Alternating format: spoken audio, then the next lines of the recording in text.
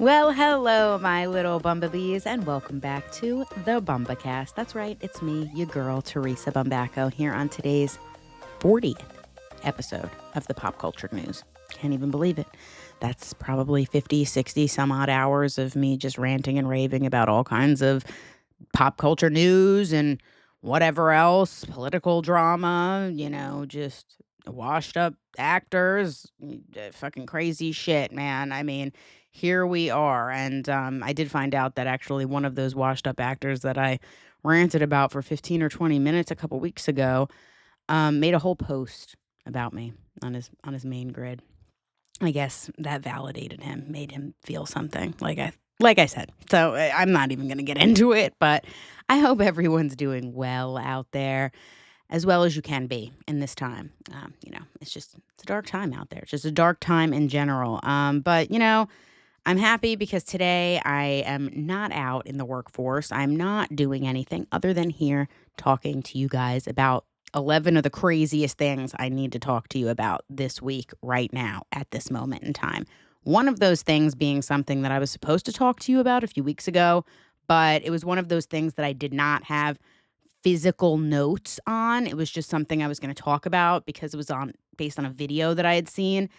And sometimes when I'm getting toward the end of my recording of the podcast, I don't refer to the list of topics that I have like on my notes app on my phone. So this week I'm going to do it a little bit differently. I have my written topics to my left, so I don't even have to refer to my phone at all. And they're just right there next to my actual notes. And I think it's going to be pretty good. Pretty good. So, like I said, I hope everyone's doing well out there. Love you guys so much. Thank you so much for still tuning in after all this time. If you're a new listener, thank you for joining. If you're an old listener, thank you for staying. If you're an old listener that hasn't listened in a while, thank you for coming back. Whoever. If you're a hater and you just want, you're looking for some kind of validation to not like me because you saw something I said online. Hi, how are you? Yeah, so without further ado, I don't really have much to say and much to talk about in the intro this week other than, wow, 40 pop culture news episodes. Crazy. Like I said, I do have, well, I don't know if I said on here, but on my Instagram account, if you follow me on social media, you would have seen that I did mention that I will be working on an Ozzy Osbourne special. I do not have a release date for it yet. I think I might work on another Hollywood True Crimes in between that because I think the Ozzy thing is going to take me some time. I'm going to have to go through like legitimately 60 years of just footage and interviews and articles and resources. Ozzy was a staple in our world for, over 60 years. I mean, he's like the Black Beatle. You know what I mean? Like he's the dark Beatle. He's the Prince of Darkness Beatle. However you want to word that. He's like the fifth Beatle. That's how I look at it. So I mean, I think Ozzy is just as influential as the Beatles are and were. And there's a lot to cover. So that one's going to be different as well, because in the past with the Hollywood True Crimes, if you've listened to them, you know that it's me basically putting together all of my sourced information and writing a script almost, just basically like a story, a paper. It's like 20, 30 pages long of like what has gone down in the story, a timeline of events leading up to the crime, the aftermath, whatever. This one is going to be different because I'm going to attempt to make it like a documentary. I'm going to basically have my voiced over biography that I'm going to write on Ozzy with clips attached in between, and it's just going to be tied into what I'm saying with the biography. So I have no idea when that's going to come out. I know I originally said, oh, look out for that in like the first week of August. No, obviously that's not fucking happening. So Yeah, I'm going to have to go through the Osbournes itself one more time. Excuse me, just to pull certain clips from that show alone. And then that's just the show. That's just the reality show. That's not even his. That's not even a fucking fraction of his career. So, be patient with me on that. But we are getting to the spooky season, so I will be doing some kind of Bumbaween shit going on. Getting back into that. I do still have ideas from that. Obviously, Bumbaween did not continue the first year because Delilah had passed away, and I just honestly was like, just not in the spirit to do the podcast for a long time. It was just very hard to like be in that right frame of mind. And to be honest, I probably had like a fucking mental break after she died, like couple months later, like bad. So, yeah, sorry to bring the mood down, but let's get into the pop culture news number 40, shall we? Because it's going to be a long one. It's going to be a long one.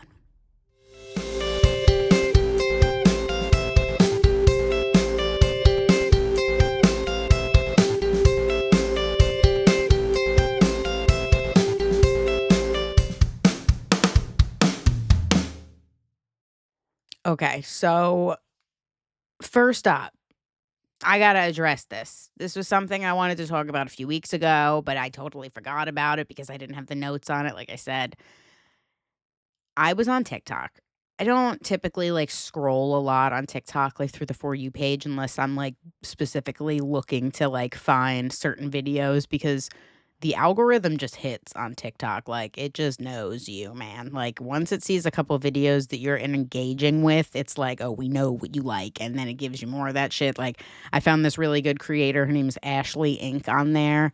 She does like spooky, scary story time. And it's just her like talking really fast, and I love her vibe, and like she's just telling all these like crazy stories that people send to her and all this stuff or whatever. And I really just go on TikTok for like those kind of videos, like creepy videos. So anyway, I was scrolling on TikTok one day and I got suggested this video of Frankie Valli performing somewhere.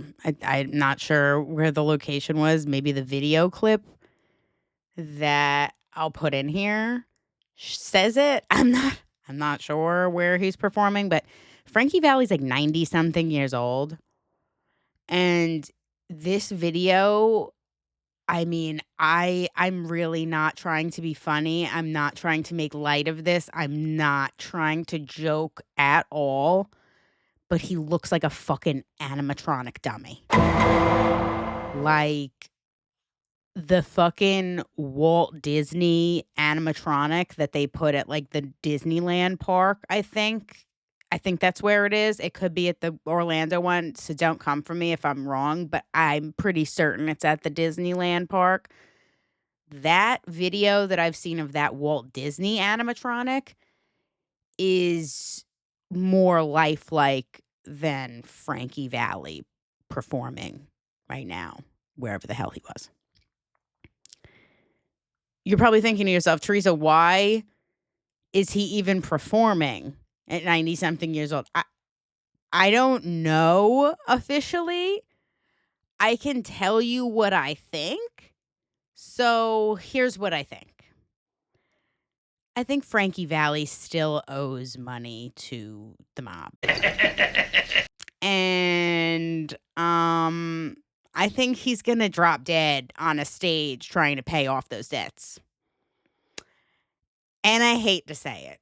I'm really sorry. Like I'm trying not to nervously 333. I see that universe. Thank you. I'm trying not to nervously laugh because it's a very touchy subject. This man is like 90 something years old. Like if my grandmother or my grandfather, rest their souls, were being exploited for money at like that age, and I saw them looking like that, you know, having to work for whatever reason at that age, like to, you know, pay off a debt or just like, I don't know. I'd be furious. I would be so upset. It would just rip me to shreds. I mean, it breaks my heart seeing him now, and I'm not even like in his family. I think it's really upsetting. And I guess if we don't laugh, we'll cry. And I mean, it's fucked up. I mean, it's elder abuse, like putting him up there. I mean, like, it has to be that because, like, there's no way that, like, the casino or the venue or wherever is like hosting Frankie Valli. There's no way that they're like watching this performance and they're like, in good faith, think it's okay. Like, there has to be some kind of reason that it's happening because like, how do you not see that that's so fucked up? Like, people in the crowd were like, who is hunky dory? Like, it's bad when the room collectively can see that there's a problem. Because usually, like, most people can't agree on any fucking thing. So if a room full of people can see that there's a problem, there's a problem. So, I don't know what that was. Hello? Okay. But yeah, so you decide what it looks like, okay? I'll leave it up to you guys. All right. I've got sunshine on a cloudy day. When it's cold outside, I've got a mother's name. All right, so next up on the docket, we have E! News. It's been canceled after 34 years. Yep, it's gone. But it's only half true. So E! News is just going away on TV. It will stay like an online media platform. So E! News is still going to be like, putting out articles. They're still going to have the E! App. They're still going to, have all that stuff. Like, it's not actually going anywhere. It's just not going to be a nightly primetime, like nightly news show anymore. It's not going to be like, what was her name? Kelty and I think maybe Justin Sylvester was on there. I think it was Kelty and Justin Sylvester were co-hosting E! News when it got canceled. I think that's what was going on there. Kelty does like the Lady Gang. I think that's what the name of it is. Man, I could be getting that totally wrong. I could be thinking like old Lady Gang, like from Real Housewives of Atlanta. God, but yeah, no. Anyway, so yeah, E! News on TV is going away. E! News will still remain, a digital brand. Access Hollywood, though, that's connected to the NBC Universal, network or whatever it is, whatever you want to say, will still be on TV. So I'm going to just go through this article from The Hollywood Reporter by Tony Maglio. Obviously, like I said, E! News has been canceled as a linear TV show. It's going to officially end on September 25th. The show originally launched in 1991. It had a 2-year hiatus during COVID.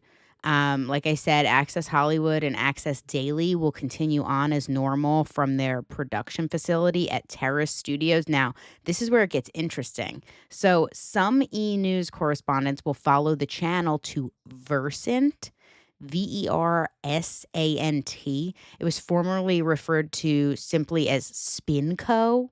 I don't know what the fuck any of this means.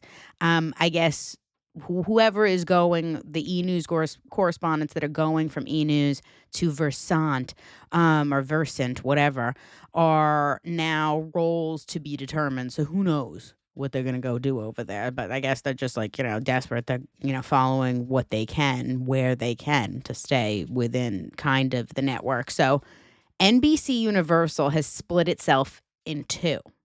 I didn't know this. So the NBC broadcast network, the studios, Peacock, and Bravo will stay as key pieces of NBCU.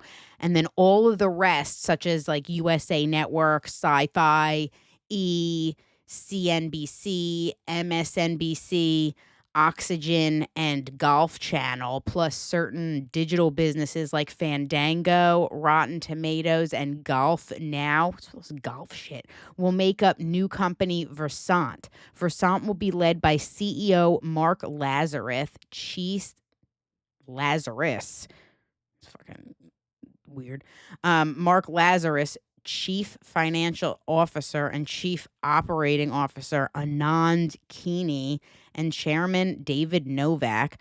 Other senior executives will be plucked from the ranks of NBC Universal. So it's a big shakeup going on over at NBC Universal. But this kind of goes hand in hand with what I was talking about with the Stephen Colbert shit. Like that was a domino effect. Like, yeah, obviously, before we knew it was happening and before it was announced with Stephen Colbert, something freaking itching my nose right there.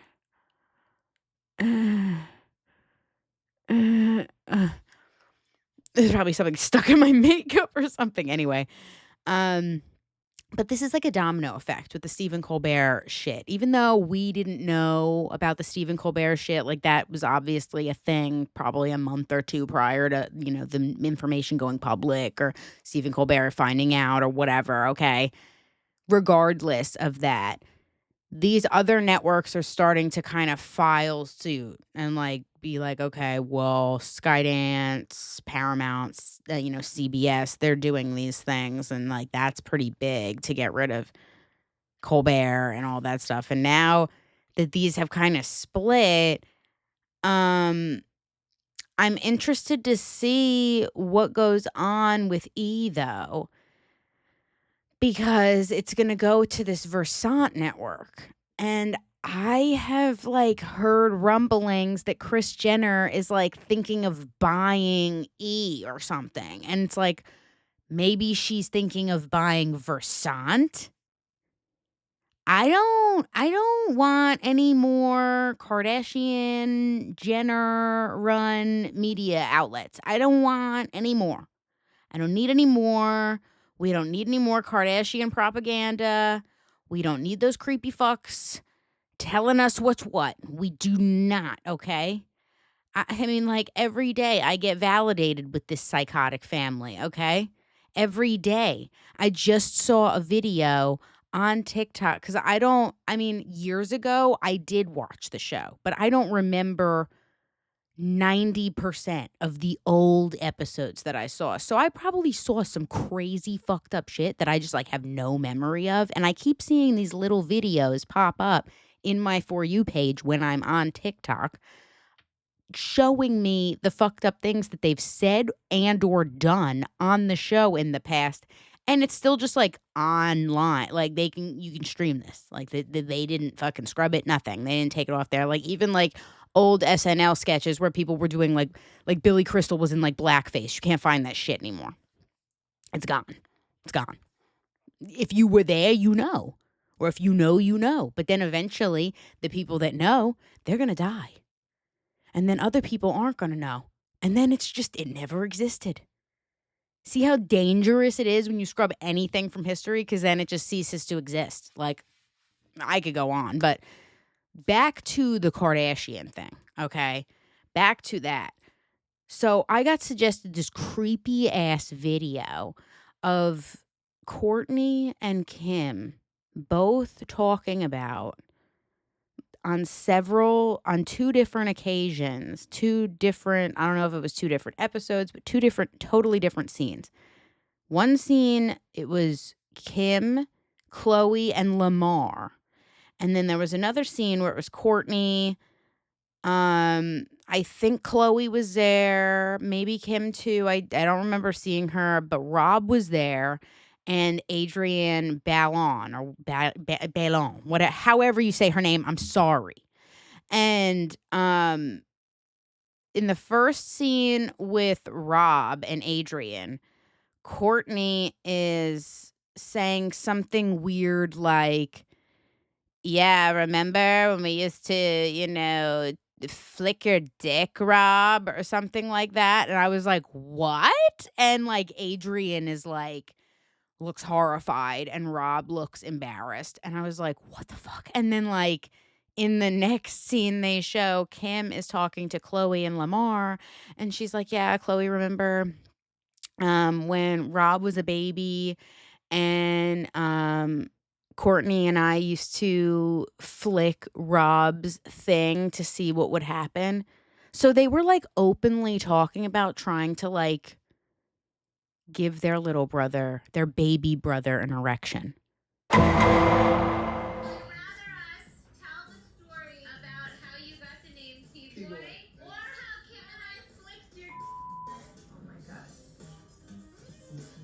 He was like a baby. Courtney and I had to change his diaper once, and we would flick his to see like what would happen. When Rob was really little, he was like a baby. Courtney and I had to change his diaper once, and we would flick his to see like what would. I'm sorry. You were trying to do what? To whom? Trying to strike a chord, and it's probably A minor. I haven't recovered. I haven't recovered.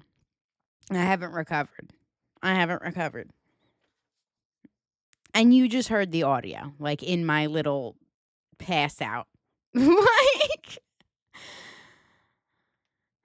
Ye has never been wrong a day in his life. And I'll just leave it at that. Never been wrong a day in his life. Everything he's ever said, no lies.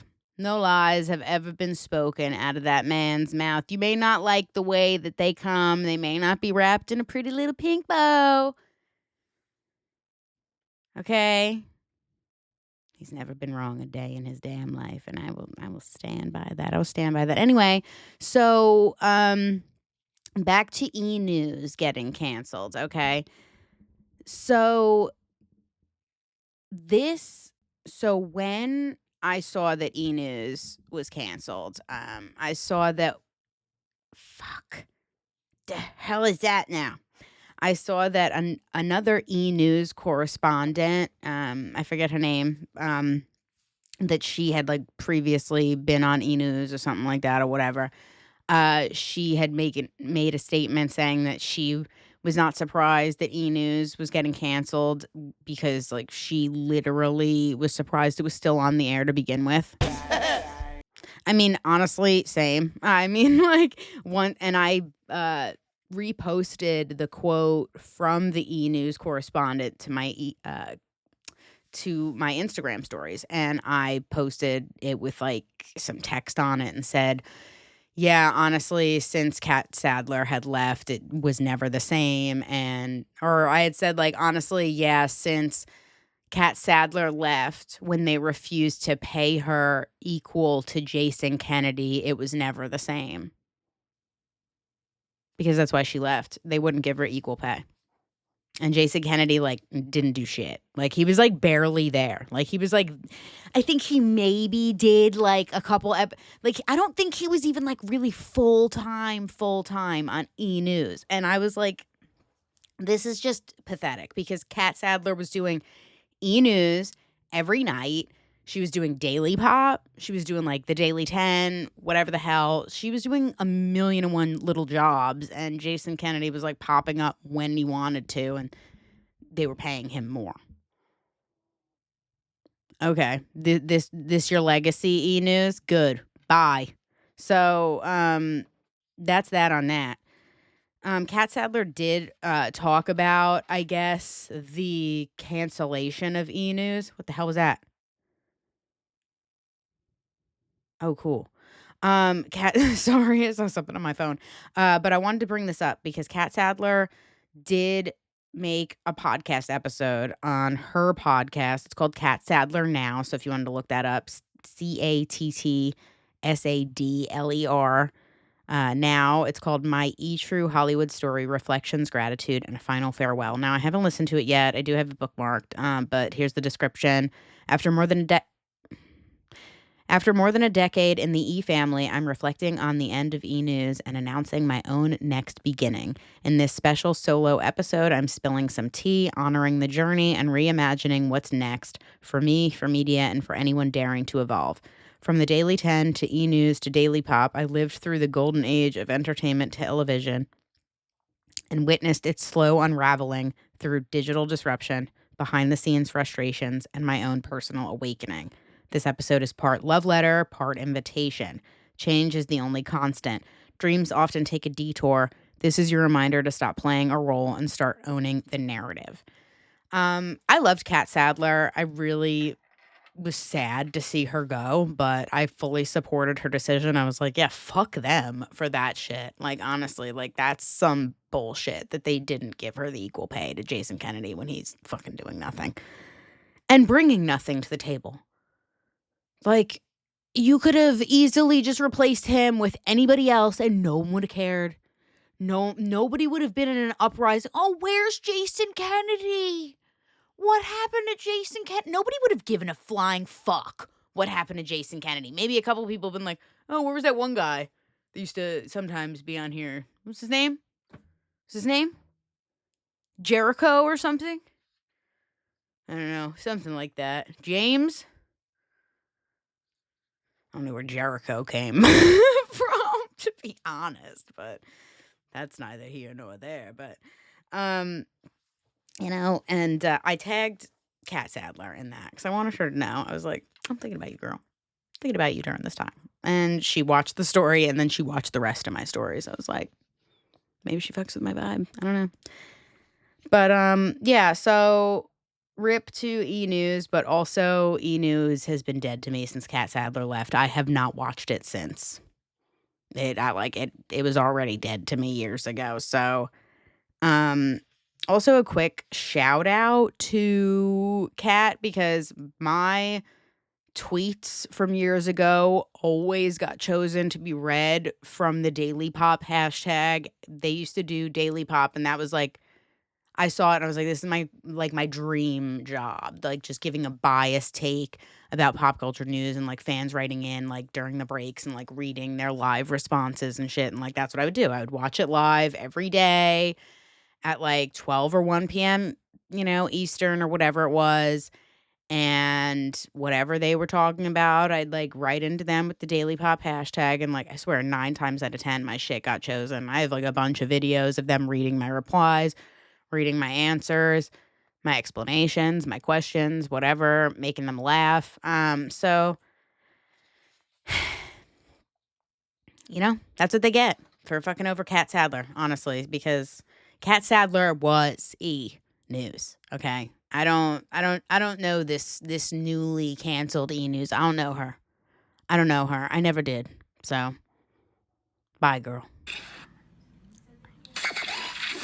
Daily Pop fans, the Daily Pop audience is the best in the biz. They always tweet us, and we get to read them right here for you now. On Taylor Swift's victory, Leslie tweets, I am glad she stood her ground. I hope she makes the donations she professes she intends to. Creeps like him count on us to be silent. Whoa. And on Kim defending Jeffree Star, Teresa tweets, people do live, grow, and change for the good. I think we should forgive and take people for who they are, not who they were. Aw, a little church up in here that day. All right. So everybody... I would do that. You're drunk. And on Justin's surprise just now, Teresa tweets, Daily Pop take a daytime TV to the next level. Babysitter, good for you, boo. I'm telling you right now, I went to SEC school. I took a course in day drinking. Well, it paid off. Look at you now. Are you proud? Okay, it's Friday. It's not a negative thing. She's saying nice things. It's just Today. genuine. Shady. Okay, Teresa is tweeting us, and she says, Taylor Swift is shady. Always has been, always will be. I don't trust her as far as I can throw. You can throw it pretty far, because she's pretty little. I love what strong opinions everyone has at home about these two. I mean, no wonder this whole feud is on everyone's thoughts and minds and lips most days. Okay, gotta move on. You can never say that you don't learn things on this show. Perhaps some of you already Here we go. We were just talking about Go Scratch before the break, and thankfully our faithful viewer Teresa Bumbabees at Hey Moon says Go Scratch means go scratch your ass. Yeah, it's just something we say, she says. Go scratch your ass? I'm moving to Jersey. I cannot wait. About it. So it's basically like go bother yourself with something else. But I don't understand why they get I don't know, maybe it means like, literally. why is it so I intense? still am confused, Teresa. I need further explanation. Okay, yeah. Can you just give us a follow-up, as they say? Thank you for tweeting us that. Wow, there you go. I'm going to move on because Okay, next up on the docket, we're going to be talking about Kelly Clarkson. So Kelly Clarkson's ex-husband, Brandon Blackstone, also the father of her children, has sadly passed away at the age of 48 from a private battle from cancer. No one knew he was sick. The people that did know, at least, kept it very close to the vest and did not release it at all to the public. I originally, when I heard about this, I like was making a joke to myself because the Kelly Clarkson announced to her fans on I think like August 6th it was that she was gonna have to cancel some Vegas show dates because her ex-husband was sick and she needed to be with her kids. And I didn't think it was like sick like this or anything like that. So I'm like making jokes, like not online or anything, but just like to myself. I'm like, "No, she's putting a voodoo like witchcraft like curse on him or something. Not necessarily voodoo, but like a witchcraft, like black magic, like curse on him or something like that." And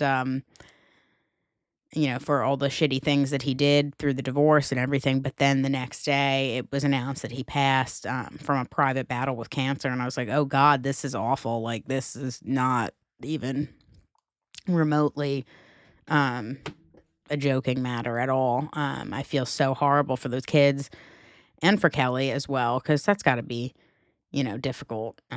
Your co-parent and also watching your kids go through something so tragic as well. It also made a lot more sense to me now after knowing this information. Kelly Clarkson, I believe she moved her whole show to a new city. I forget like what city to what city she moved it from or whatever, because I don't follow Kelly Clarkson's like career now like that closely, but I hear shit going on. I'm like, okay, there were a lot of people upset that Kelly Clarkson was moving locations for her show and basically told her staff like, you have a job if you want to move, but other than that, sorry. And people didn't really understand why. And I think a lot of people were upset about that, and I think she even got some backlash for it, and I even thought that it was kind of a shitty thing to do, like, why move your studios? It doesn't really make sense where your studios are, but now makes sense. She was probably moving her studios closer to where, her ex-husband was sick at, what would be best for her and the kids, et cetera, et cetera.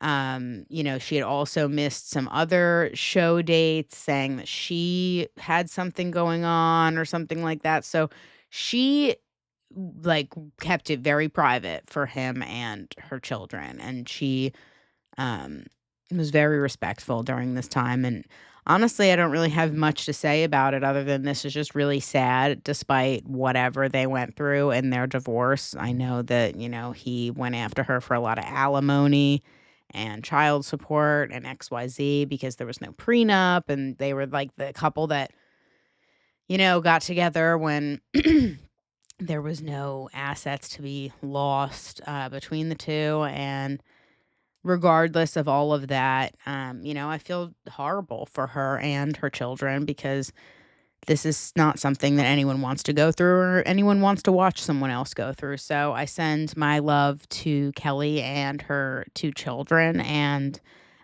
per her own public statements through her camp and team, going to respect her privacy during this time. So, okay, I don't mean to like keep the mood down, but there's like a couple that I'll break it up with like a light-hearted story after this, but this like chronologically speaking, this happened like a week, like 6 days ago or so. So it needs to be out before the other ones because the other ones only happened like a day or so ago.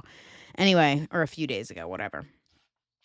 So I don't know if you guys heard about this, but there was an Oasis concert. They're doing like a little tour because they're fucking sellouts and, two brothers fought for like 15, 20 years or whatever the hell. And then they were like, oh, we'll give you $160 something million or whatever it was, if you go on like a little tour again. Oh, we'll magically get back together. Fucking assholes. So I feel a way about Oasis. I feel like they're always just like talking shit, just being assholes anyway. So, I don't understand. I don't understand bands like that. It's like you have a few good hits and then you think you're fucking God. Get over yourself. I mean, really, get over yourself. I'm starting to honestly. Before we get into this article from BBC by Seher Asaf, I probably butchered that fucking name, so I'm sorry. I wanted to say that I think that there may be some kind of conspiracy theory that is onto something about these concerts at these arenas and these concerts at these arenas and stadiums these days being like some kind of sacrificial ritual. Because what's going on? At this Oasis show that was at Wembley Stadium, a man fell from an upper tier and died. And it doesn't say this in the BBC article, but I did see some people talking about it online and some people posting videos that were there saying that the upper tier had like very slippery floors. A lot of drinks were spilled and it was very easy to just like slip and fall like over the side of something wherever they were. So I think they're probably going to be like very tight-lipped about like what caused this. And this is like fucked up. This is like tragic. I feel like nobody should be dying at concerts at all. Like, obviously there's going to be isolated incidents like at music festivals. People are taking all kinds of weird drugs and like not properly taking care of themselves or whatever, right? And they're going to OD or they're going to like, get themselves hurt or something like that, right? Like that's just anticipated. But something at like these arena stadium concerts, I just don't understand how something like that can occur. What's going on? Hello? Like, what the fuck is happening? Obviously, like, I can't even get into it, like, I guess whatever, isolated incidents. But this article from the BBC does mention that he was pronounced dead at the scene. It was a man in his 40s. His identification was not disclosed in the article or anything like that. Police had said the stadium was busy, and they believe it is likely a number of people witnessed the incident or may knowingly or unknowingly have caught it on mobile footage. The Met has asked anyone who may have information to get in touch. The Met has asked anyone who has any information to get in touch via 101. I don't know what that means, but if you're in the UK, you probably understand what that means. So, Oasis's performance was scheduled to begin at 2015 military hours. I don't know what time that is. I'd have to fucking do it in my head. And then end at 22:12. What's that? That's 10:15, right? I think. According to timings on Wembley Stadium's website, I guess the concert was part of a 7 sold-out reunion concert series at Wembley Stadium, which has a 90,000 person capacity across 3 tiers. Noel and Liam Gallagher are marking the end of an almost 16-year split with their tour. Oh, so nice. Whatever, dumb. Yeah, they didn't even really like say much. They were just like, they like Oasis's statement was like, Oasis would like to extend our sincere condolences to the family and friends of the person involved. No, you are gross. That's it? That's fucking it? That's all you're gonna do? That's all you've got to say? You better be fucking paying for the goddamn funeral. Hey, I'll kick your ass, I'll tell you what. So my fucking child goes to see a band. That band better be fucking paying for the goddamn funeral. If they die there. Period. Too low. Oh, God. You guys are not ready for this one. You're not ready. Okay, so I'm going to bring the mood up really high before I crash it back down on the fucking floor again with full force. Okay? Okay, I just wanted to talk about this briefly. Well, it's not really like full force, I guess. I mean, I guess I'm like slowly bringing it back up. Like, I don't know. This is like, it could be a climax. The next one could be a climax for you. It depends. I don't know. This one might be good. I don't know. So, we've got to talk about this, okay? Have you seen Ice Cube's new War of the Worlds? It's on Amazon Prime. If you Snoop, no licking. If you haven't seen it, you don't have to. I'm right here. Don't fucking see it. This is like one thing that I'm like honestly, I guess if you want to like, if you're in a legal state and you want to like take a gummy or something, what the fuck is that? Hair in the damn coffee. If you want to take a gummy and, laugh your ass off before you go to bed or something like that, I mean, I guess that's an option too. If you just really want to hate watch something, this is for you. If you just want to hear me bitch about it, this is also for you. So I only made a few notes about the movie, not too much. There's not much to say.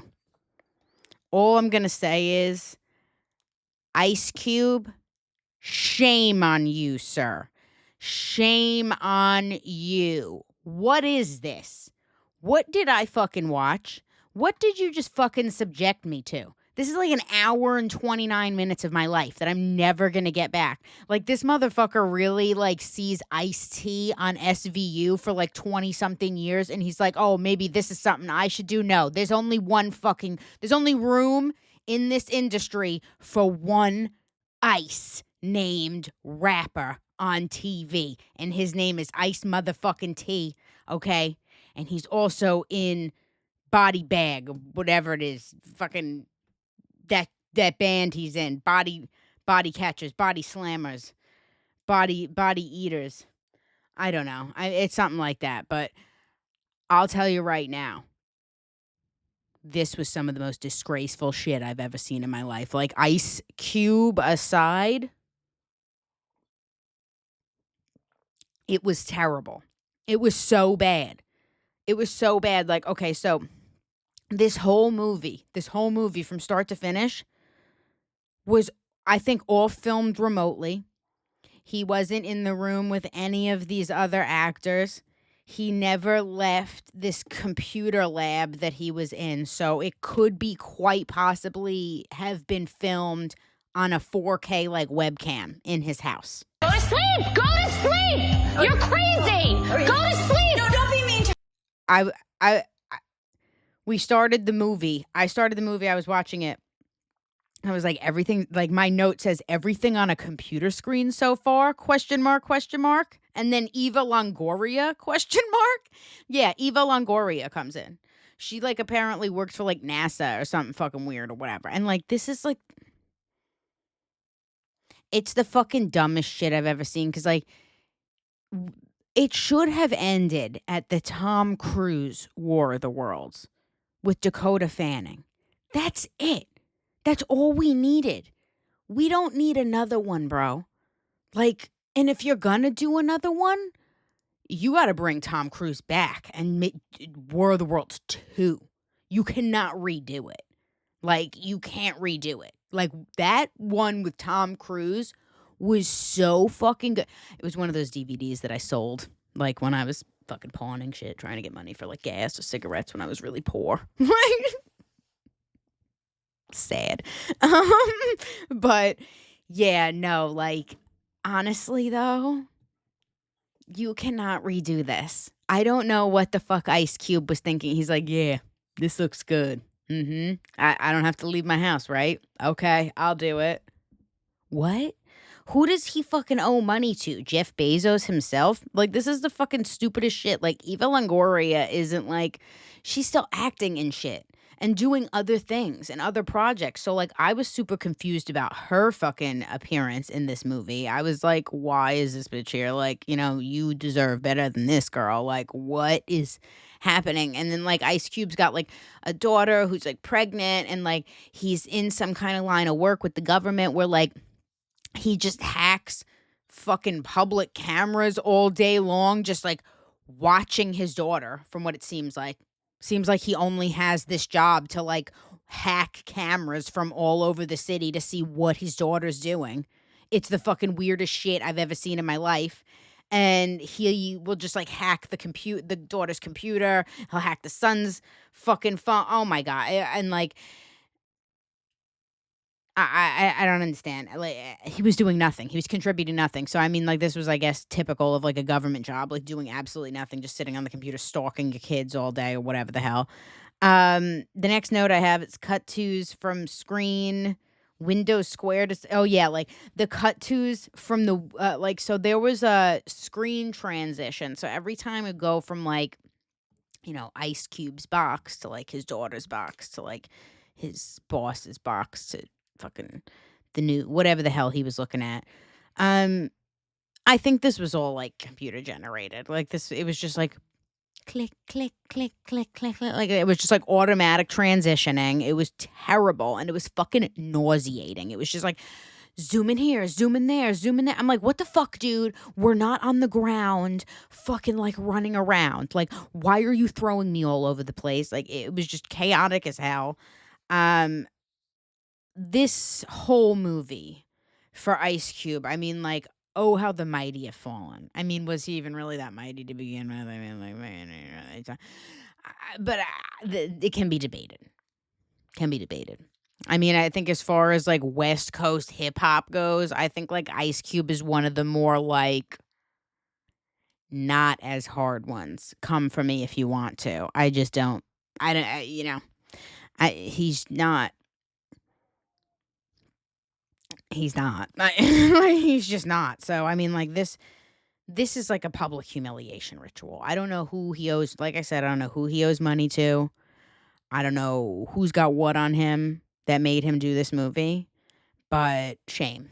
Shame on you, sir. Shame again. Shame, shame. I was laughing really hard at all the fake CGI effects that were happening. The filming everything on the webcam being insane. How he's just watching a live stream of an alien invasion happening outside his building. Tell me why. Whoa. His daughter's like out in the streets fighting for her life. He's like sending like electric cars to go pick her up and then hacking the car so it has like longer battery life so it can take her to somewhere safe. I'm like, sir, what are you doing? Get your fat ass out of the fucking building and go save your child. Relying on the tech to go save your pregnant daughter who's bleeding out during an alien invasion. And yes, he could hack the system in his fucking federal building, and he was able to do so, and then fucking decided not to and went back up. You can't make this up. You can't make this up.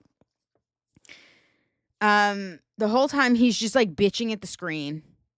He's just like bitching at the screen, and like toward the second half of the movie, where like oh yeah, the government's gonna get the aliens, gonna get the creatures, whatever the hell. He's like yelling at the screen. It's just like showing these like flashing generic video clips of like military tanks just like going through like war zones, like not necessarily the ones that they're in right now. And it's just like throwing up literally throwing up random hashtags on the screen that say shit like "Free the Earth." Who said that? Who said that? Who said that? Who is this saying that? I felt like I was losing my fucking mind. Like I kept having to take a break. Like I can't even believe this shit. I can't believe this motherfucker was in Boys in the Hood. Yeah. The boy is in the Zoom call now. The boy in the Zoom call. Like, literally some of the most pathetic shit I've ever seen. Like I said, 2 men on this episode this week were like, could be debated that they owe a very exorbitant, like a very high, like, I don't know how you'd word this, but an exorbitant amount of money to somebody. That they're having these, like, public humiliation rituals. Like these fucking movies that they, like, wouldn't normally be in any other time or whatever the fuck. Like, that's a recession indicator. Ice Cube being in a Zoom call directed War of the Worlds remake is a recession indicator. Somebody needs to call Tom Cruise and let him know that this happened. Something needs to happen. Tom Cruise needs to get the Church of Scientology involved because I don't like this. I don't like, you know, I'm not one to, like, support or advocate for the Church of Scientology on any given day of the week, but they need to step in. I know that they can do shit, so please, I'm begging you, do something because, like, I can't, like, this is out of hand, out of fucking hand, okay? Out of control. Unacceptable. I have to say it like 3 times. It's like a fucking ritual. I mean, like, what? False. Great morning. Let's go. Why great? What makes this one great? Because we're another day closer to death.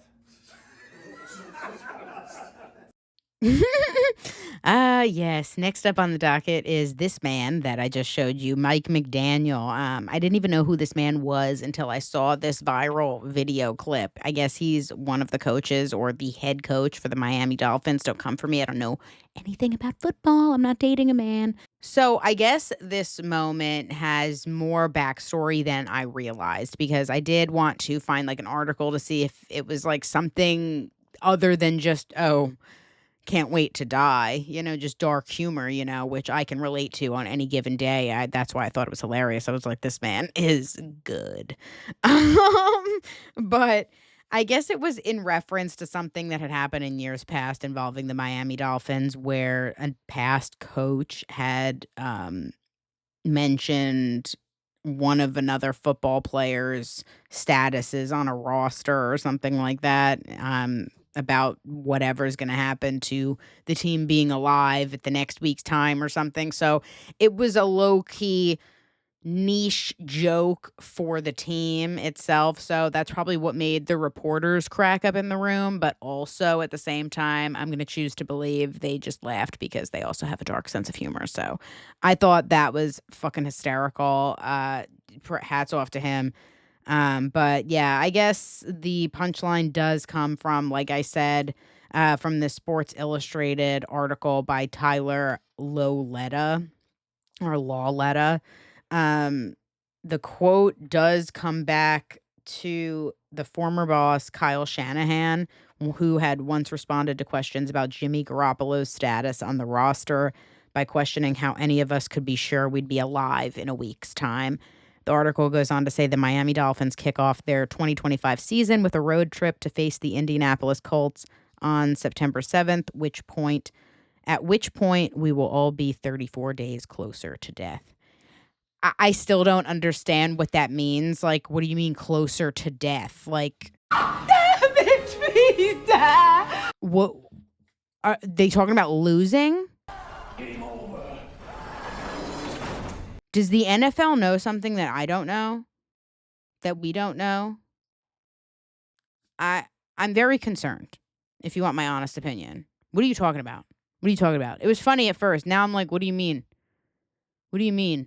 September 7th, we're going to be 34 days away from death? As we go on, we remember. That can't be right, because that's before when we were Young Fest, and that means that I didn't get to see Panic at the Disco. Can they hold off for like 3 more weeks beyond that? And then I'll have gone, seen them, and come home, and I'm with Snoop? Can they wait? I don't know. Okay, next up on the docket, if you are a fan of Real Housewives of New York City, oh geez, Carole RADZIWILL has made a triumphant return, quote unquote, from this BravoTV.com article by Casey Suglia. Sorry if I mispronounced your name. On Watch What Happens Live with Andy Cohen. They have officially squashed their beef, so I know Bethany Frankel is probably pissed. Or maybe not pissed. Maybe she's just like laughing about it. She probably is just laughing about it. She's like, oh, yes, of course. You had to go back to Andy. But it makes sense because she is kind of promoting something. There is a new project that is coming out, a new documentary on CNN about her late husband, Anthony RADZIWILL, who was obviously John F. Kennedy Jr.'s cousin. So that's what she's promoting. It actually came out yesterday, the 9th of August. You can probably find that on CNN somewhere if you would like to watch that. But yeah, it was a lot of fun. I didn't see the full episode. I've yet to do so, but I did watch clips of, Andy bringing in Carole and Matt Rogers and Bowen Yang losing their fucking mind. Like, it was awesome. It looked like a great time. Carole looks like she was really happy to be back. Also was really happy to be promoting the kind of stuff she's doing. I guess she has a new Substack where she writes about, quote unquote, her musings, cultural observings, unsolicited opinions on people, places, and things. She said, I'm not going to start off writing about politics because I'm choosing peace over that, but I will. Because Radzi will do it. But yeah, no, like I said, that CNN documentary about her late husband, Anthony RADZIWILL, is going to be more about his magazine, George, and the, not Anthony's magazine, but John F. Kennedy Jr.'s magazine, George, and his late wife, Carolyn Bessette Kennedy. Carole stated that she was happy to participate in the project. She said, it's nice because I don't participate in a lot of that, but if I have the chance to say something nice about John and something that's not, I'm probably the only woman in the world who's just tired of seeing John without a shirt on. So if I can talk about what really mattered to him and his passion and his magazine and, of course, his Carolyn, then, I do. It also goes on to say in this BravoTV.com article during the Watch What Happens Live after show, Carole admitted that she still keeps in touch with some of her fellow Roni alums to this day, like Dorinda. She said, Dorinda and I share a really good friend, so I do see her occasionally, but she's really busy doing her other shows. And Heather Thompson moved to the Berkshires, but comes to the city, and I still see her very occasionally, a couple times a year. And then other than that, I haven't seen anyone else in 8 years, although I recently randomly bumped into Ramona and Luann at the same party, and I had to look around and was like, there's definitely cameras here. There should be cameras here. Yeah, so I guess she still lives in her Soho duplex that she recently redid to have French architecture and molding. She's living her best life out there. Nobody knows if she's really dating. She did do an interview in February with Us Weekly to reveal that dating has gotten better now that she's gotten older. So, I mean, yeah, I would imagine. I mean, I don't know. I mean, the older I get, the less I want to date. So,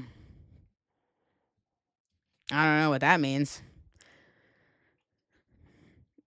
I don't think that's going to change. I think I'm just like so content with just like what are you bringing to, like, I was watching this. I was actually on TikTok, like scrolling last night before I went to bed.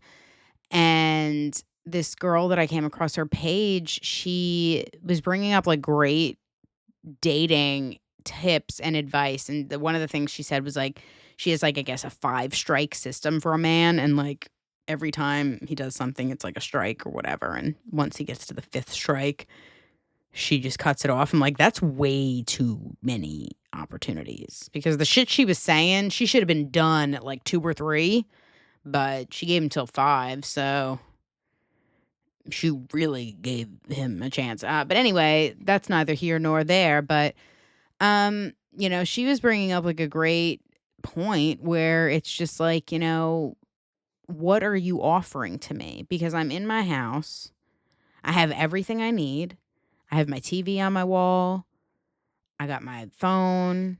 I got my little snacks. I got my dog. I'm in my bed. My room is a vibe. I've got everything I need here.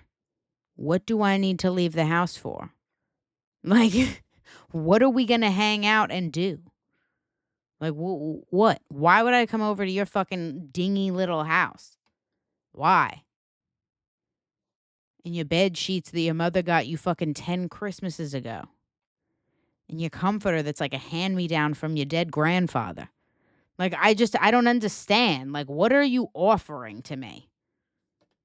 Bed bugs. That's what you're fucking offering to me. But anyway, that's neither here nor there. So I did want to at least say, welcome back, Radzi. I don't think she's really going to do anything else. She did mention in the Watch What Happens Live episode, like, there's not going to be any more reunions, any more appearances. This is pretty much it. I think she went on there to, like, promote and also get some buzz around promoting that, and it's smart. Good for her. She's gonna bring some good press to John F. Kennedy Jr. before this fucking bullshit Ryan Murphy series comes out and undoubtedly tries to cloud any kind of good reputation that John F. Kennedy Jr. and Carolyn Bessette had at all. So, I hope that the CNN documentary is more impactful than fucking Ryan Murphy's bullshit, because he's a fucking sellout loser anyway. All right, so we only have a few more topics before I start wrapping it up here, but I wanted to go on a quick little rant because there is a brand new docuseries that just came out through National Geographic that's offered through Hulu, so you can watch it right now if you have Hulu. It's called Hurricane Katrina, Race Against Time, I believe. And it's, I believe, 6 episodes. And it is devastating. I want to say, I was really young when Hurricane Katrina happened. So, no, I didn't understand the full extent of what was going on. And no, I didn't go back and do the research, watch too much about it. All that I really knew was that, yes, the levees broke. Yes, they knew they were going to break. And there was a lot of flooding. And a lot of people died. I did not know to which extent and to what extent it went to, and how negligent and malicious with ill intent the government was until watching this docuseries. The government, FEMA, and George Bush failed New Orleans miserably. This wasn't just like, oh, they didn't want to leave, this is their fault, blah, blah, blah. Okay, now, okay, listen. As someone who grew up in a state that hurricanes happen every season, tropical storms, tropical depressions, things that metastasize into hurricanes happen to us every season. Now, 9 times out of 10, they're not as bad as the Weather Channel predicts, but we just watch the radar. We don't really listen to, what the Weather Channel's trying to, scare us into. We watch the radar, and we keep an eye on it. In all the years that I lived in a state that I had to worry about hurricanes during hurricane season, I think we've evacuated once. And that's it. And every other time, we'd been very lucky. We had not gotten any damage to our home, knock on wood. We're still no damage to the home. No water damage, nothing falling on the house, nothing. No flooding, nothing. And we're only a mile inland from the beach. Now, New Orleans was the same kind of situation. They were used to this happening.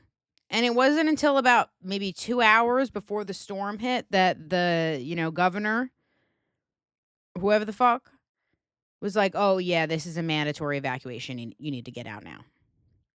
And all those people were still like, well, I can't go anywhere. This is all I have is this house. I don't have any money to go anywhere. Even if I get out, where am I going? Just going to be in my car. I don't have money for a hotel. Nothing like that. So these people stay behind, right? And they start dying. There's a flood. People that were able to go to the Superdome after a very short amount of time at the Superdome, conditions at the Superdome drastically decline. But it's like if you watch the Netflix documentary about the poop cruise, that's what was going on at the Superdome. Piss and shit all over the place, toilets not flushing because they lost power and water and all that shit when they weren't supposed to. Water was leaking through the roof of the Superdome. It was surrounded by water. Nobody was allowed to leave. Nobody was allowed to leave New Orleans. They prevented them from leaving. There were rumors getting spread around that, people at the Superdome and on houses were shooting at rescue helicopters, which just was not true. They were shooting in, to let them know they were up there. They weren't shooting at them. And then as soon as, Coast Guard and shit caught wind of, we're getting shot at, they'd have to leave. And George Bush is flying over in his fucking Air Force One 2 days after, just looking at the devastation and doing nothing. You can sit there and say all you want to, oh, there's things in place, there's systems in place that you got to follow protocol to get things that, no, listen to me, okay? People are in fucking hospitals dying because their backup generators are not fucking working and they're on life support, okay? You need to fucking do something right now. I don't give a this ain't we'll file our application with FEMA. No, you need to fucking do something right now, George W. Bush. You need to do something right fucking now. You're telling me that 2 days after the devastation in New Orleans, you're flying over these people that are actively dying in New Orleans, in your Air Force One, and still not signing any kind of emergency aid or getting any kind of emergency systems in place to get these fucking people out of there. And the media is saying, oh, these people, they're going into these stores and they're looting. They're stealing food and supplies in fucking knee-deep and waist-deep of water because supplies and food are not being brought to them. And there are children, babies, women, elderly, disabled, all kinds of fucking people that are just sick, need medication, dehydrated, going into fucking sickle cell fits. I've been thinking about this shit for a week and a half. I have not stopped thinking about this docuseries. Honestly, we should have brought the guillotine back into the United States when this happened, and George W. Bush should have been the first test subject. Go to sleep! Go to sleep! You're crazy! Go to sleep! No, don't be. Is that crazy to say? Or was what happened crazy? Because I think what happened is fucking crazier than what I just said. Okay? You need to watch this shit. You need to go on Hulu right now. You need to watch Hurricane Katrina Race Against Time. Okay? Then you need to go watch The Day the Levees Broke or whatever the fuck. You need to watch everything. You need to watch firsthand accounts of people from New Orleans. And you need to also understand that these fucking, the United States Army Corps of Engineers or whatever the fuck that were the ones that designed the levees that broke, okay? They were given billions more dollars to redesign the levees to make sure that this never happened again. They redesigned new levees and build new levees. And then right after they build them, they're like, oh, we didn't do the math to compensate for the fact that there's going to be an extra 3 to 4 feet of water, in the next year or two or however, whatever, because of climate change from the ocean. So it's the levees still aren't tall enough. Hell, what? Isn't this why you just got billions of dollars to make sure you didn't do this again? And then in 2021, it happened again. The levees didn't break, but they were breached. And New Orleans flooded all over again. For 50 days, 19 times? Who you picked?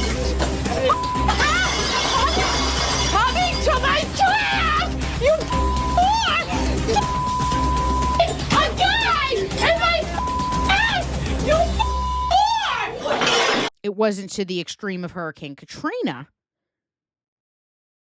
but it was still very bad.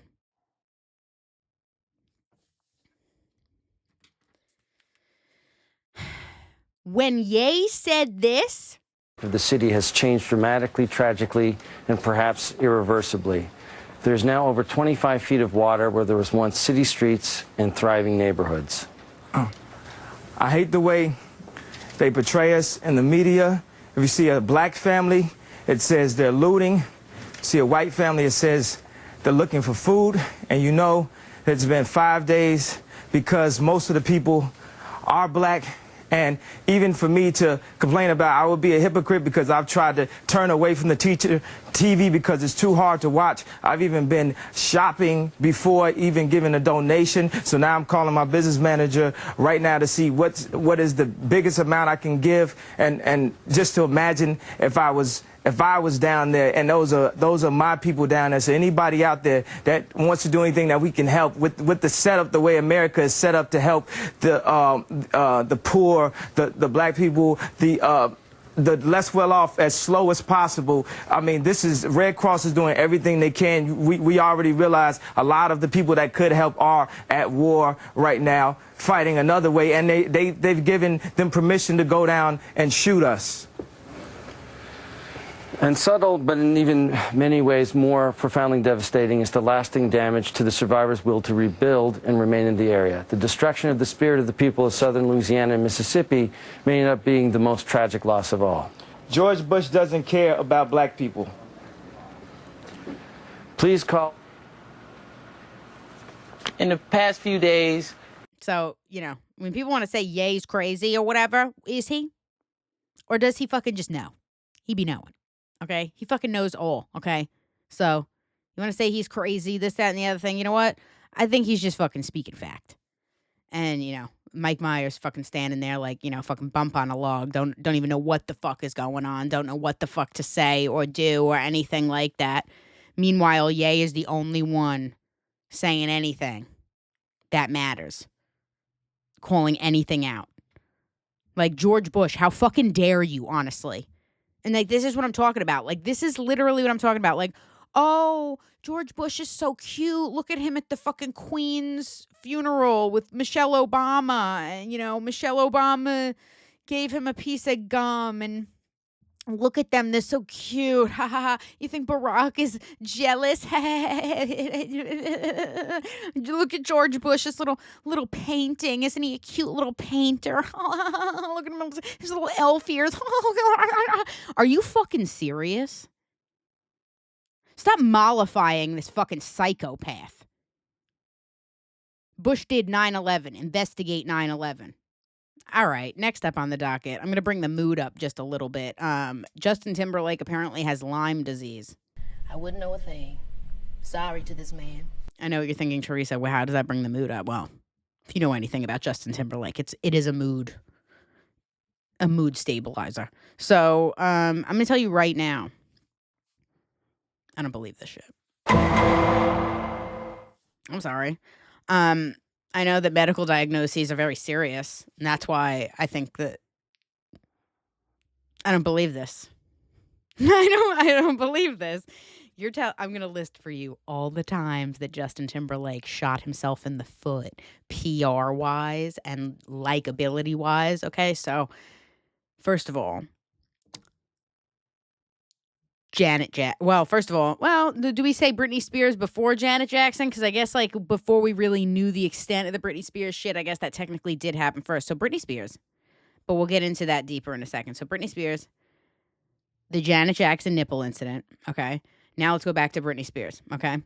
So in Britney Spears' tell-all memoir, if you listened to it, read it, whatever, if you didn't, I'll let you know. There is a part in the memoir where Britney talks about how she got pregnant by Justin and she decided whatever. Maybe it was she wanted to keep the baby, but he didn't really want to keep the baby. So against kind of what she wanted to do, she got, she did a medical abortion. So she took the pills. And when I guess she was in the restroom or her bathroom at home or whatever, taking the pills and like was going through like the active abortion, like in a lot of pain, Justin was sitting on the floor in the bathroom with her, playing her soft melodies on guitar. Sir, read the room. Read the room. If a man tries to come at me and sing to me when I'm like writhing in pain, you're dead. You're dead. I might not be able to do it right now, but once I get full strength back, just know this. You won't be breathing anymore. Like, do not fuck with me when I got stomach problems. Don't fuck with me. Like, I mean, are you serious? Like, probably one of the single most painful things that she's going to have to experience in her fucking life, and you're in there singing to her on guitar. Please be so fucking for real. You're in a boy band. Okay? You're in a boy band. The only good fucking songs that you put out by yourself were that, like, one Justified album or whatever. Like, that was good. And, like, you probably didn't even fucking write all that shit. Like, that, it was just like it was just like a, you know, lightning in a bottle. You lucked out. Okay? So, fuck him. All right? I can't. So, that's one of the examples. All right? And then he painted her out to look like a cheater with the Crimea River video and like all this shit. So like that's like strike like 3 or 4 at this point, okay? And then like he lets the media like talk all this shit and he's talking about all this shit with her or whatever. So that's like strike like 4 or 5. 1, 2, right? 3, 4, 5, 5, 4, 5. I don't fucking know, okay? 3, 4, 5. That's just with Britney. Then, in more recent years, now that he's married to Jessica Biel, he made a fool of Jessica Biel and was like talking to some woman or, you know, messing around with some woman or something like that. And like he had to make a public 444. I see that. Thank you, universe. And he had to make some kind of public apology or something like that, you know, against the marriage and, you know, stepping out. Oh my God. Like all this. I'm so sorry for embarrassing you. Just me. Jessica! That happened. And then he goes and embarrasses her and their kids again when he goes out in the Hamptons and gets himself a DUI or DWI or whatever the hell that is and comes out with that goofy ass mugshot. You know the one. And so at this point, we're like on the second hand of strikes here. Okay? Like this man, there's no saving the career. No saving it. We're almost at the full hand here now that we've gotten to my last point. This man was doing like a world tour or something. And I've been seeing all these videos of people at his concert of him like just not performing, like just holding the microphone, like off to the side. Like he's like clearly singing his songs, but like holding the microphone out to the crowd. And then just like putting the microphone on the ground and then walking away and screaming the words out. Like, sir, they're there to hear you sing, not your backtrack. This isn't karaoke. Hey, I'll kick your ass, I'll tell you what. The fuck? And then he was getting backlash for that. So it's like everything this man does, everyone hates it. Okay? Now all of a sudden he's got fucking Lyme disease. I don't quite understand what's wrong with her. I don't know if it is Lyme disease, but I'm not criticizing her. I'm just questioning it. I know Lyme disease could potentially be very serious, especially if you're someone who like doesn't have access to like healthcare or insurance or like money to like take care of these things, and like they progressively get worse and, you know, get to a point where like it does really truly affect your day-to-day life. Okay. I believe that. I do not believe Justin Timberlake's got debilitating fucking Lyme disease. You've got me fucked up. He's got us all fucked up. If you're going to sit there and try to convince me that Justin Timberlake has some kind of debilitating form of Lyme disease, please be so fucking for real right now. I mean, honestly, there's no fucking way. There's no way. Money can't buy your class. I think this is honestly super pathetic. I think it really is. You know, like I truly believe this is fake as hell. I truly believe this is fake as hell. This is like giving Yolanda Hadid on Real Housewives of Beverly Hills with the fucking Lyme disease. It's been like trying to uncover a murder mystery. But I'll tell you right now, the Lyme disease can be cured. He's out here like acting like he just found out he's got fucking leukemia. Oh, I didn't know what was wrong with me. I've just felt so wrong. And, I know I'm not in my 20s anymore, so I knew I wasn't going to always feel my best forever. And, I don't know. And I had no idea that it could possibly be disease of the Lyme. Fuck you! My God. This is fucking pathetic. And then, like, Chris Kirkpatrick or some shit is, like, the only one. He's, like, commenting about it. And he's, like, watching him battle Lyme disease day in and day out while still getting on that stage night after night was something I'll never forget. The long days, the travel, the exhaustion, and yet he never gave up. No complaints, no excuses, just heart, grit, and pure determination. That kind of resilience is rare. Yeah, whatever, Chip Skylark.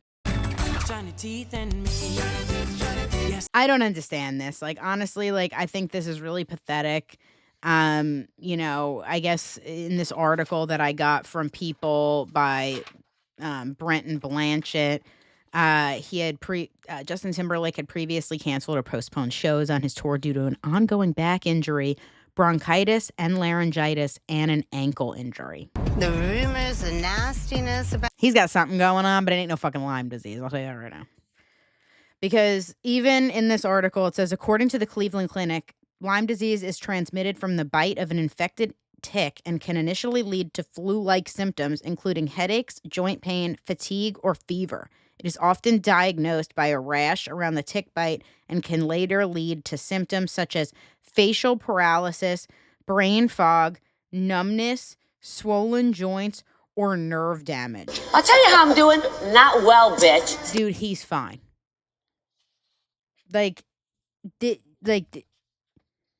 We're all full of microplastics and have some form of these symptoms, okay? Like, I mean, honestly, like, let's be so fucking for real right now. Like, I mean, honestly, let's be so for real. Let's be so for real. I'm not going to take this seriously. I'm not going to be surprised that in, like, 6 months' time or, like, a year or something like that, he's like, oh, great news, everybody. The Lyme disease is in remission. Looks like I'll be good. Yeah, woohoo, I'm back. And then everyone will be like, oh, so happy for you, Justin. We're so glad that you're doing okay again. And then, like, people will forget that he was a fucking asshole to Britney Spears and Janet Jackson and even his own fucking wife and children. So, I mean, that's just the way it fucking goes. If you want my honest opinion, I think he should have just done the old disappear, shut the fuck up, and let people forget. I think throwing the Lyme disease out there is crazy. I want to see some paperwork. Honestly, on the Lyme disease. Allegedly, I don't believe that he has Lyme disease. I don't. So to just cover my ass, that's what I believe. If he does, cool. If he doesn't, I knew it. So, I mean, is what it is on that, because I really could care less about this man. What a disappointment. I mean, honestly, what did we expect from somebody that literally walked around looking like a bowl of fucking boiled ramen noodles by choice? Like, free will. That's, he liked that. I don't know who this man is. What do we expect? Not much. Nothing good.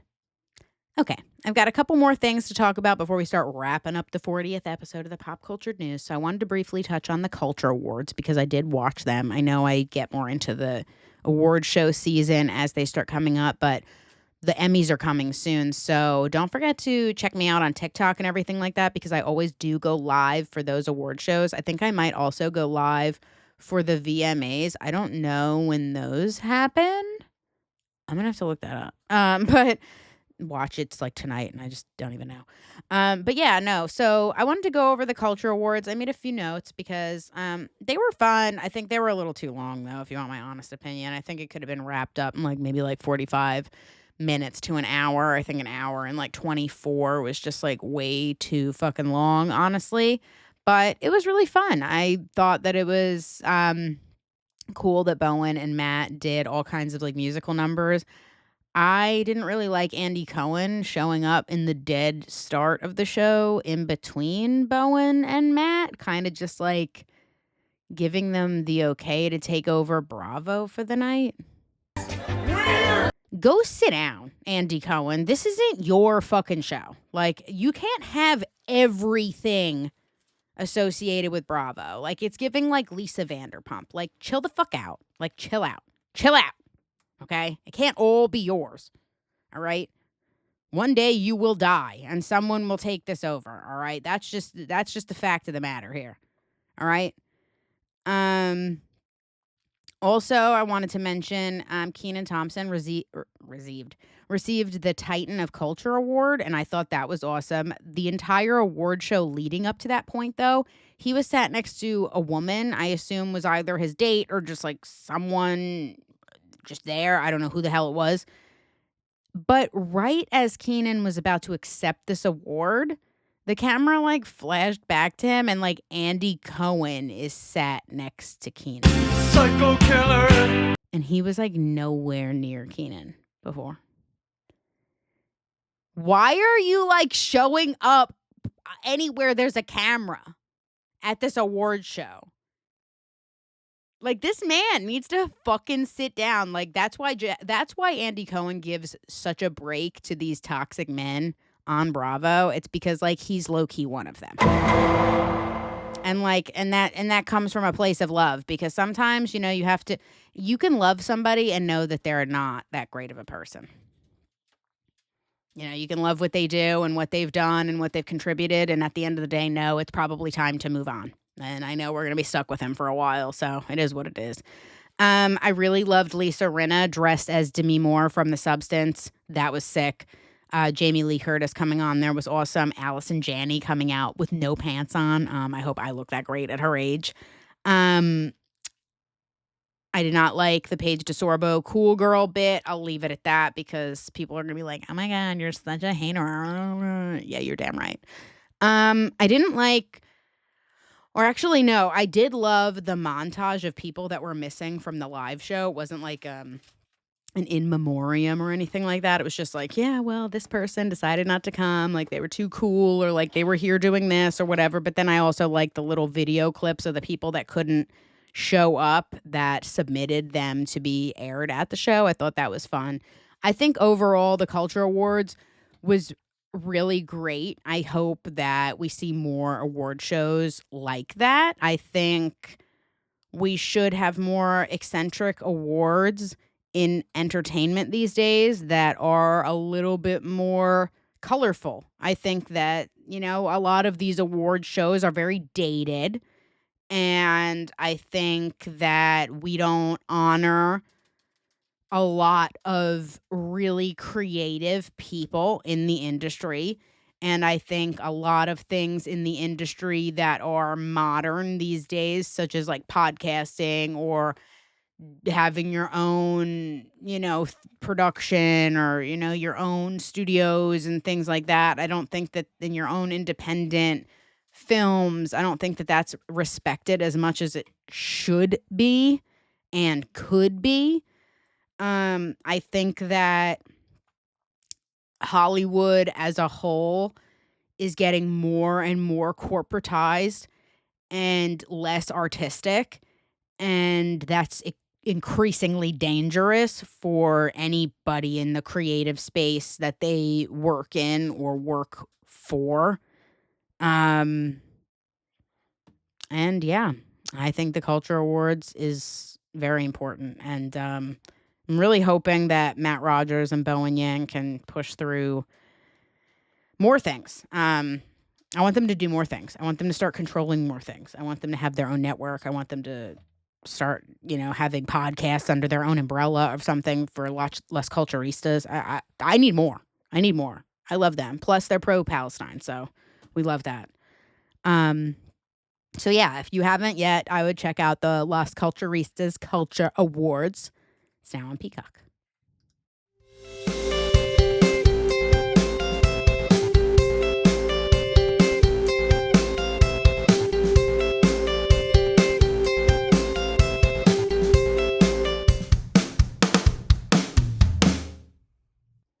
All right, my little Bumbabees, one last story on the docket here.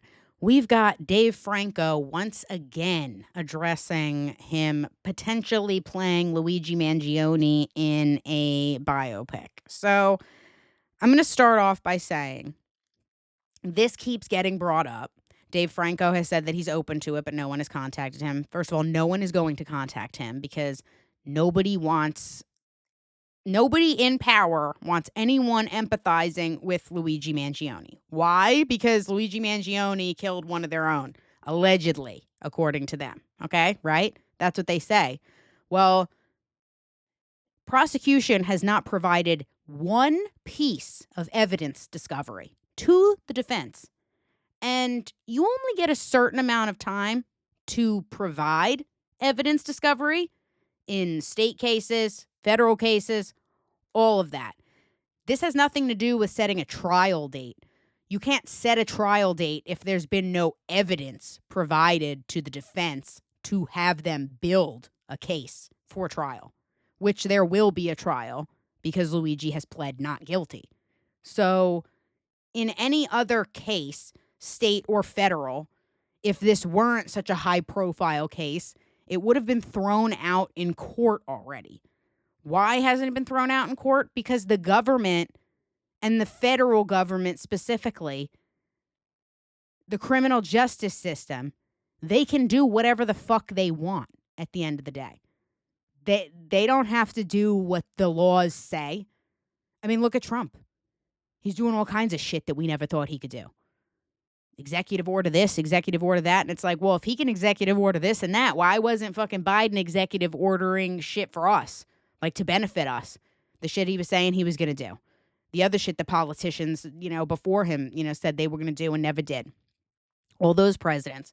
If Trump can do all these executive orders that are negative and have catastrophic consequence, then why couldn't they do executive orders to help the citizens? Because they didn't want to. Because they didn't fucking want to. Okay? And it's the same thing with Luigi. They're framing him because they need somebody to frame for this. And I said what I said. And when this happened, Dave Franco was on Watch What Happens Live, and a fan had asked, "Oh, would you be open to playing Luigi Mangione?" And he was like, "Yeah, I'd be totally open for it, but nobody has contacted me. There's no offers yet or anything like that." So if the offer comes and it's a good enough script, he's definitely open to it.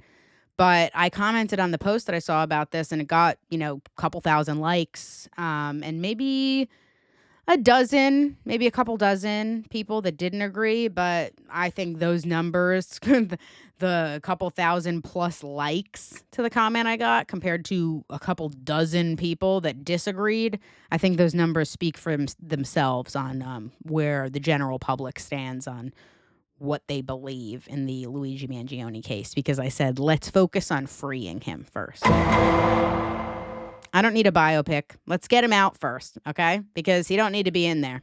There's no evidence. You have nothing on him. The chain of command was completely mishandled at the arrest. They trapped him. They planted shit on him that he didn't have on him days after the fact. I mean, it's just a bunch of stuff. It's giving Karen Reed.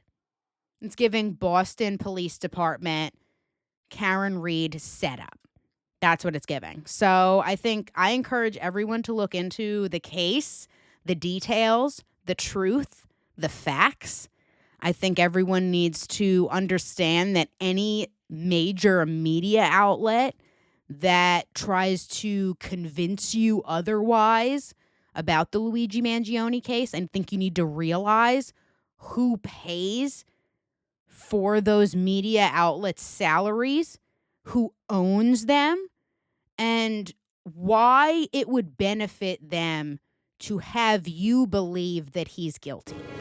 It's showtime. Because how do you seek the death penalty against someone when you don't have any physical evidence tying them to a crime, and everything you're saying is 100% circumstantial, and you're creating based on planted evidence on a citizen that you just want to have fit the profile for the crime? It's happened time and time again. It's happened way too many fucking times. How many times have you seen somebody get arrested for something they didn't do? How many times have you seen people get arrested for shit they have done and have done crazy shit with an exorbitant amount of damning evidence against them to lock them up for the rest of their lives, and yet they walk away with probation? Time served. Diddy just fucking got off of his RICO case.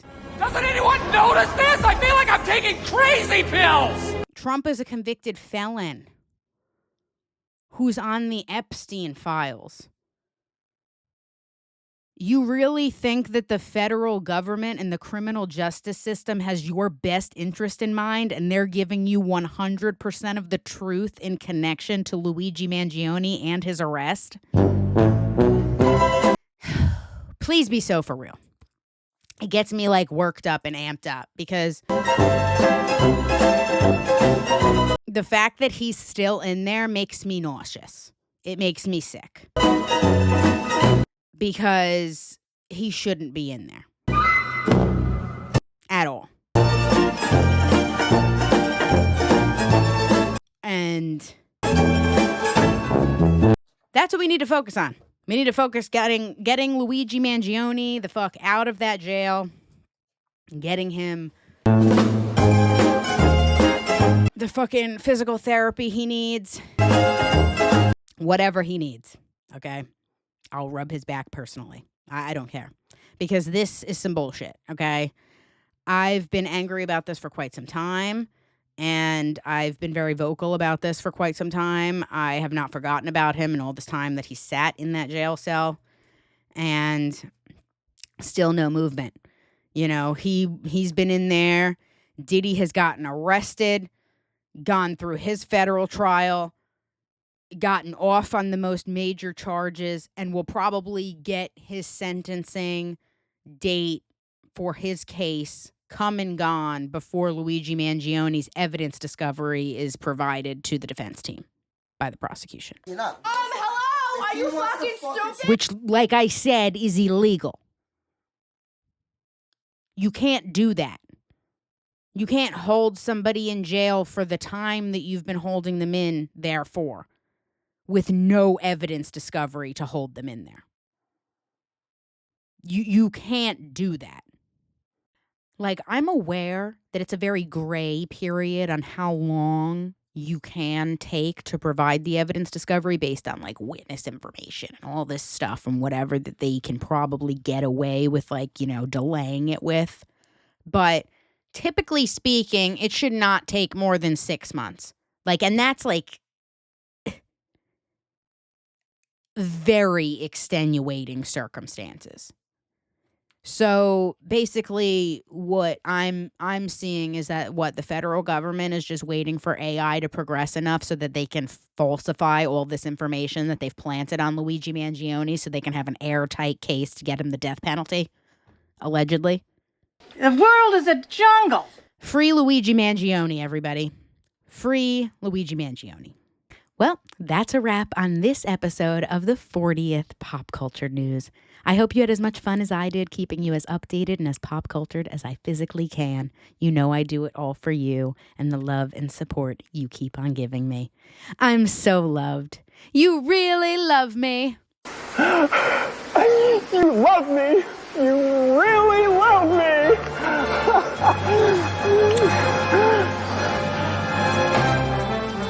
I'm so grateful. Keep on spreading the good word and don't forget to turn on those automatic downloads. And if you're not following me on social media, what's your damage. That's at Bumba.cast for Instagram, Threads, and TikTok, as well as right here on YouTube if you're watching at the Bumba.cast pod. So, until next time, I'll see you soon, my little Bumbabees.